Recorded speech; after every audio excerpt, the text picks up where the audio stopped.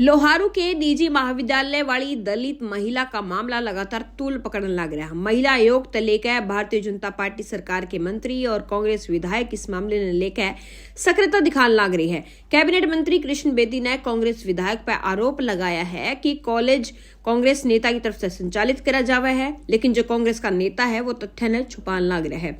आपने बता दिया कैबिनेट मंत्री कृष्ण बेदी जो है पीड़ित परिवार तक मिलने खातिर पहुंचे थे। इस दौरान उनके साथ डीसी और एसपी भी मौजूद रहे। कृष्ण बेदी ने पीड़ित परिवार तक मुलाकात करी तो वो भावुक भी नजर आए और फिर उन्हें देरी तो चलते इस मामले में जब देरी होने लगी तो उसने लेकर एसएचओ को सुना भी दिया और कृष्ण बेदी ने एसएचओ को लाइन हाजिर करने के साथ ही विभागीय जांच खातिर एसपी को निर्देश दिए हैं। मैं परिवार से मिला हूँ। कल माननीय मुख्यमंत्री जी नायब सिंह सैनी जी ने मुझे जिम्मेवारी दी थी कि परिवार के बीच में जाकर परिवार की सारी स्थिति और उनकी अभी तक प्रशासन के द्वारा की गई कार्रवाई की संतुष्टि, दो विषयों को लेकर आया था मैं। यहाँ के एसएचओ के खिलाफ इनमें बड़ा रोष है लोगों में और उसका व्यवहार भी कोई अच्छा नहीं था इस परिवार के प्रति। उसको अभी मैंने एसपी साहब को कहा कि तुरंत लाइन हाजिर करके उसके डिपार्टमेंटल खोल लें। ऐसा अधिकारी जहाँ संवेदनाओं की ज़रूरत है, जहाँ परिवार को सांत्वना की ज़रूरत है, वो उन पर पुलिसियल तरीके से बात कर रहा है वो उनसे। दूसरी बात, परिवार ने ये भी मेरे सामने मांग पत्र दिया अभी कि हमारे पूरी मैनेजमेंट के खिलाफ हम मुकदमा होना चाहिए, क्योंकि सभी की जानकारी में ये विषय था, चाहे प्रिंसिपल है, चाहे उसके स्कूल के मैनेजमेंट के लोग हैं, चाहे उसके संचालक हैं। पहले तो इन लोगों ने प्रचार प्रसार किया कि हम बेटियों को फ्री शिक्षा देंगे, इस क्षेत्र के अंदर समाज सेवी की अपनी छवि बनाई और जब समाज सेवी की छवि बन गई तो फिर उन लोगों ने इस नाम पर चुनाव भी लड़ा और चुनाव लड़कर जब वो विधायक हो गए तो फिर वो अपने उस पर आगे की फ़ीस दो हमें, एफिडेविट ले रही हैं, किसी कुछ ले रही हैं। उस बेटी ने राजवीर फरटिया जी से बात भी की कि मुझे पेपर नहीं दिया जाने रहा। उसकी किस अंडरस्टैंडिंग क्या हुई है उन लोगों की, क्या नहीं, उन्होंने मैनेजमेंट से क्या बात की, क्या नहीं की, अगले पेपर में उसको बिठाया गया। परंतु मानसिक तौर पर उस बेटी को बार बार जिस प्रकार की जानकारी मुझे मिली है, उस राहुल नाम के लड़के के साथ शारीरिक संबंध बनाने के लिए उसको मजबूर किया जा रहा था।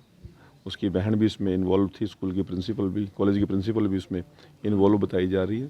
मैंने अधिकारी को कहा कि उसकी पूरी जांच करो, डिटेल में जाओ, दोषी कोई बख्शा नहीं जाना चाहिए और परिवार को इस प्रकार की हम विश्वास दिलाते हैं कि किसी प्रकार की उनको डरने की, घबराने की और दबाव में आने की आवश्यकता नहीं है। वहीं इस मामले को लेकर कांग्रेस विधायक राजवीर फातिया ने मांग करी है कि इस मामले की जांच जो है वो सीबीआई या हाई कोर्ट की सिटिंग जज के जानकारी में होनी चाहिए। इसके अलावा कांग्रेस और भाजपा दोनों ही नेताओं को सलाह उन्होंने दी है कि इस मामले में कोई भी राजनीति ना करे, जो भी दोषी हो उसको बख्शा नहीं जाना चाहिए। आस्था और मेरे प्रति जो लगाव उसका देखोगे आप तो आप कह नहीं सकते एक बाप का और बेटी का रिश्ता था। समाधान नहीं किया, उस रजिस्टर में आज भी दर्ज है। यानी कि 8/9/2022 को उस बेटी ने एडमिशन लिया और उसके बाद एक बार 11,000 रुपये दिए और उसके बाद रजिस्टर में लिख दिया गया था कि मेरे द्वारा उसका सारा जितना आगे की पढ़ाई है वो माफ़ कर देगी। तो फीस का तो इसमें कोई मतलब बनता ही नहीं है। ये कॉलेज से राहुल और उस लड़की का जो बात है, ये कॉलेज से बाहर की बात है।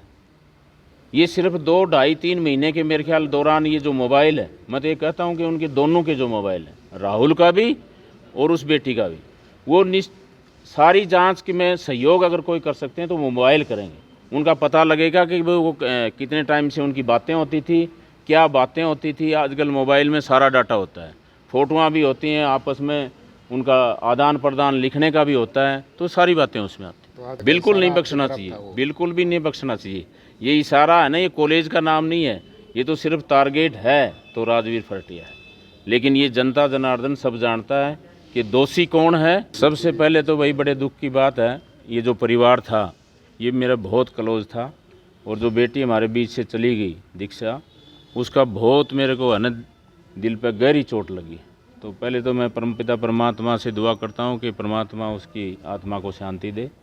दूसरा, मैं एक ही बात कहना चाहता हूँ कि मैंने पूरे दिल से जो काम किया, चाहे वो एजुकेशन पे किया, चाहे लड़कियों के लिए बसों का किया, चाहे कोई दूसरे काम किए, आज जिस तरह से मेरे ऊपर जो कीचड़ उछाला जा रहा है, जिस कॉलेज ने इस हरियाणा प्रदेश में ही नहीं पूरे देश में जहाँ इस कॉलेज का नाम होना चाहिए था, आज इस कॉलेज के ऊपर कीचड़ उछाला जा रहा है, तो ये मेरे लिए बड़ी मन में बड़ा आघात लगा है और बड़ी ठेस मेरे दिल को पहुँची है।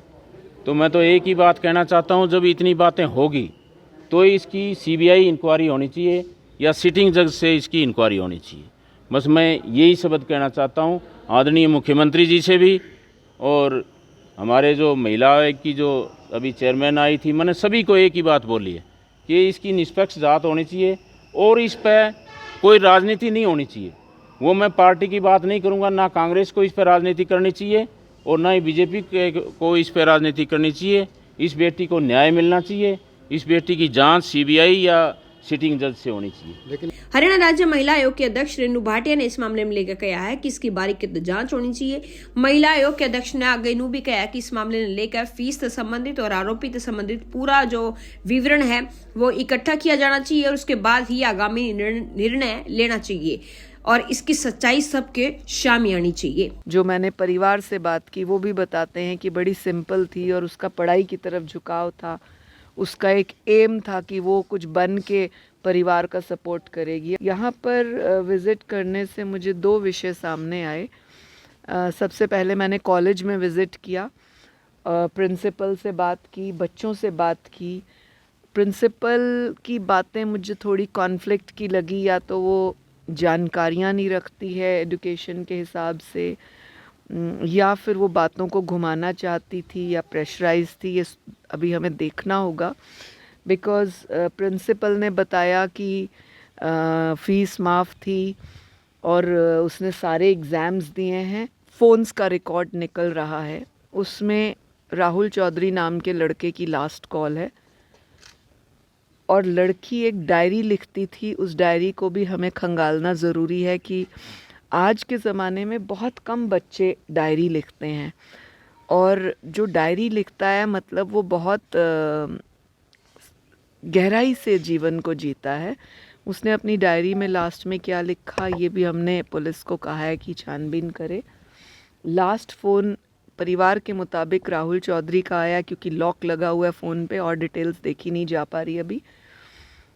फ़ोन्स को खुलवा कर और पूरा देखा जाए, चैट्स को पूरा निकाला जाए, कम से कम 1 साल की चैट्स को निकाला जाए, तब आइडिया लगेगा कि ये राहुल से इसका मिलना जुलना कब से है और किस तरह का है। दूसरा, जो प्रिंसिपल का फ़ोन फादर को आया 1 महीना पहले कि फ़ीस भरो नहीं तो बेटी को एग्ज़ाम में नहीं बैठने देंगे, वो भी फादर ने बयान हमें दिया। दूसरी ओर ये स्कूल राजबीर एमएलए का है और उन्होंने मुझसे बातचीत की, उसमें वो एक्सेप्ट नहीं कर रहे।